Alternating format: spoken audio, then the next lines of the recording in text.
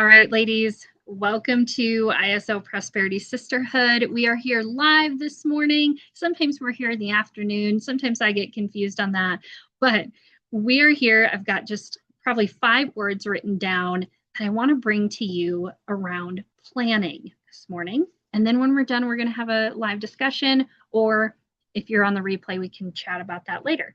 So these 5 words that I'm going to bring to you. When it comes to planning, we have something on our calendar. And what we can practice around that one thing is something that can help us get more stuff done, maybe feel more accomplished, and yet still, of course, moving the needle forward and not feeling overwhelmed or reactive to those things on our calendar. And so 3 words that I'll share with you right away is buffers, proximity, and batching. And so when the visual I have is that one thing on your calendar, okay? Then what can we do to work around and through that? So one thing is buffers, and that's your boundaries, that's your commute time, that's your communication around that one thing. Okay, so if it's an appointment, is it the time off work? Is it the commute? Is it what have you? Buffers. As a gift to you, I give you these words, okay? The second, I'm going to use that appointment as an example, or that thing you have to do, and it's a physical place, and that's proximity. What else can you do when you're in the neighborhood, right? When you're on that street, when you're in that mindset. Maybe it's not just one appointment, maybe it's a second appointment, so it's only one day of work that you are throwing up in the air, right?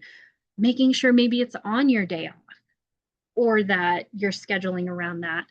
Again, proximity being that word that says, hey, if I'm in that neighborhood, what else can I do? One thing we talk a lot about in here, as well as something that we brought into retreat, was the 2-minute tackle. So if we're in that proximity, in that parking lot of that next thing, is there something that we can do in the interim, something else we can check off while we are there? Wherever there is, proximity. And then the last is batching. So when we are batching something, this is something I've written about this in my blog. So, and I think it was a 2-part thing. So you might want to read through some of that. But when it comes to batching, it's also the idea of that 2-minute tackle, right? Like putting all those little things in one pile so that when we get to that pile, we can batch, we can hit it hard, okay? This also can go to multitasking. And sometimes there are tasks that can't be interrupted, and there are things that are fluid, right, that can be interrupted. And so sometimes, depending on how you function, and this is just something that we need to take note of and be aware of as to who we are and how we do things. There are instances where, oh yeah, that's a totally interruptible task to one person, and then the other person cannot be interrupted, or the thing doesn't get done, okay? And those things are different for each one of us. So that's your reminder that you're not alone, and yet you are just different, right? And so to have that knowledge about yourself is going to be very important. And so when it comes to batching, the interruptible tasks, or tasks that interrupt other things, the thing I think about is laundry, right? The timer goes off, the dinger goes off, the cycle finishes, and you're in the middle of something else. Well, if you're in the middle of dishes, no big deal, right? Go change laundry, come back to dishes. But if you're in the middle of writing an article or reading this thing you have to do for whether it's studying or you're on a Zoom call, right? And you quote unquote, you can't leave, right? Something that interrupts yourself. Maybe laundry isn't the day to be doing the Zoom calls, right? And vice versa. So having those batches, whether it's blocking off an afternoon in your calendar for the uninterruptibles and a different one for the interruptibles, okay? Having that separation, again, depending on who you are, right? Those lists are going to be different from myself, from Sarah, from Phyllis, from Megan, from whoever, right? That list is going to be different. And yet batching is a really nice tool. As we were finishing out our celebrations this morning, I shared a little bit of my day today. And that is, I felt like I'm wearing a lot of hats. And this is going to be a lot of, this is this is kind of all of those things put into one day, right? Usually throughout a day, maybe you're only wearing 3 hats throughout the day. The employee, the manager, the dish doer, right, at home, okay? But the different hats require different things of yourself.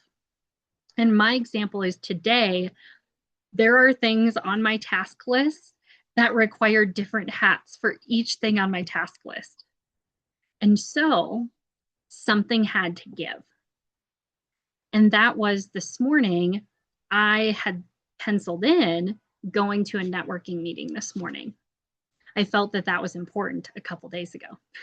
And then yesterday came and I was organizing care for my daughter, right? Because Mary's part of the deal. And as I'm doing that, I'm like, this is tight.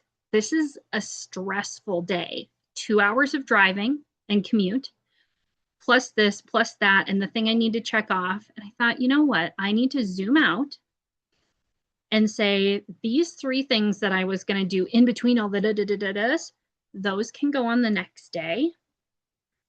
That allows me to not do the driving today and wear as fewer hats as I can. Business owner, sisterhood here, mastermind call with my mastermind as a growing coach. And then I have my personal responsibilities at home, things I've volunteered for on Thursday that have to get done today, as well as I am preparing for our road district meeting. And I'm one of the board members on there, right? Like there were a lot of things on my list today. That's a lot of hats, right? So I looked at proximity of some of those other tasks that I had planned for like my being in town day. I thought, you know what? I have similar proximity the following day, and that makes both of those days run smoother and more accomplished. So I made that change. And so I wanted to give you that example that says when we zoom out just that little hair, now we don't have to run. And that gives me the hour that I want to spend in the garden with my daughter, right? Like, what does it give you? A lot of times we find those in little gratitude moments. And so as you're walking through planning, looking at the buffers, the proximity, the batching, as you can shift things and move things, remember to say thank you. Like, wow, that's really neat. So, yeah, he needs to take a bath. Okay. And so with that, I want to give you the question, is there something pending in the next few days that needs one of these things? Does it need boundaries? Does it need, can we add some proximity to that? And what can we batch to just make things flow smoother? Yes, they are. So with that, we're going to go into our live discussion and see where this lands and what we can do with our week. All right. We'll talk soon.